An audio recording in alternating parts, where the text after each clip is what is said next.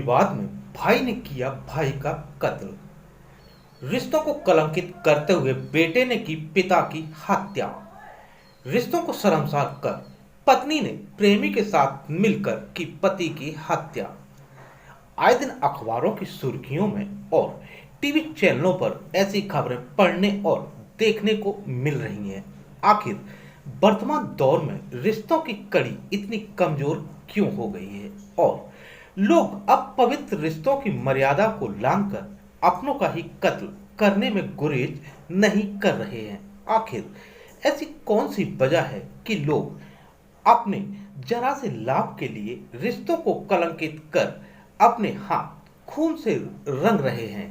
UP news सिर्फ सच की team ने इस संबंध में लखनऊ विश्वविद्यालय के समाज शास्त्र के विभागाध्यक्ष प्रोफेसर डी.आर. साहू से बातचीत की। तो इस संबंध में प्रोफेसर श्री साहू ने बताया कि समाज में बदलाव के साथ साथ रिश्तों में भी बदलाव आ गया है। सुनिए उन्होंने और क्या कहा। आज की परिस्थिति में यदि हम सामाजिक संबंधों को देखें, समाज में बदलाव के साथ साथ रिश्तों में भी बदलाव आ गई है। और ख़ास तौर पे आप देखेंगे परिवार, बिरादरी, नातेदारी और घर जो एक संबंधों के एक मजबूत ताकत हुआ करते थे, वो सारे आज की तारीख में बाजारवाद की तरह बाजारवाद की चपेट में भी आ गए। तो उस तरह की उपभोग संस्कृति की जो एक संस्कृति है, वो हमारी जो परंपरागत परिवार जो एक सामाजिक पूंजी की धरोहर होते थे, समुदाय धरोहर होते थे, सामुदायिक और परिवार है, घर है, इन सभी में आप देखेंगे कि जो परिवार सुरक्षित, जब हम कहते हैं कि घर लौट आते हैं तो सुरक्षित महसूस करते हैं, तो आज की तारीख में इन सभी परिवार में संबंधों में इतनी बाजारवाद की प्रभाव और इस तरह से भूमंडलीकरण की प्रभाव आ गई है, जिसकी वजह से जो सम्मान रिश्तों में होती थी, जो नातेदारी में सम्मान होती थी, जो रक्त संबंधों में जो एक सम्मान हुआ करता था, एक विचार हुआ करता था, इन सभी में दरार है। बल्कि हिंसा एक रास्ता, हिंसा एक हिंसक प्रक्रिया परिणाम के रूप में देखा जा रहा है।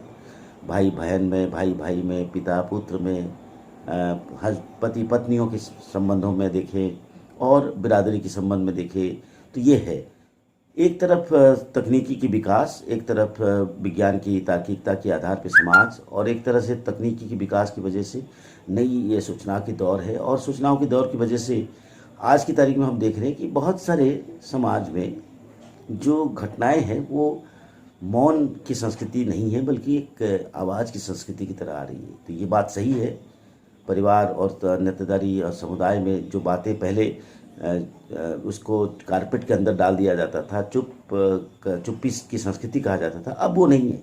अब हर चीज़ खुल के आ रहा है, सभी लोग अपनी अपनी बात कर रहे हैं। ये एक सकारात्मक बात है, जो कि सूचना की युग में ये बात अच्छी है और तरह तरह की बात है। एक तरफ ये भी है, दूसरी तरफ ये भी देख रहे हैं कि समाज में जो संबंधों को सामाजिक पूंजी के रूप में हम परिवार, नातेदारी, बिरादरी और समुदाय की बात करते थे, वहाँ पे सामाजिक पूंजी नहीं है, बल्कि वो भी एक बाज़ार में सीधे कॉस्ट बेनिफिट की तरह एक एनालिसिस में, यदि हमको फ़ायदा है तो हमारे संबंध रहेगा, यदि फ़ायदा नहीं तो हमारे संबंध नहीं।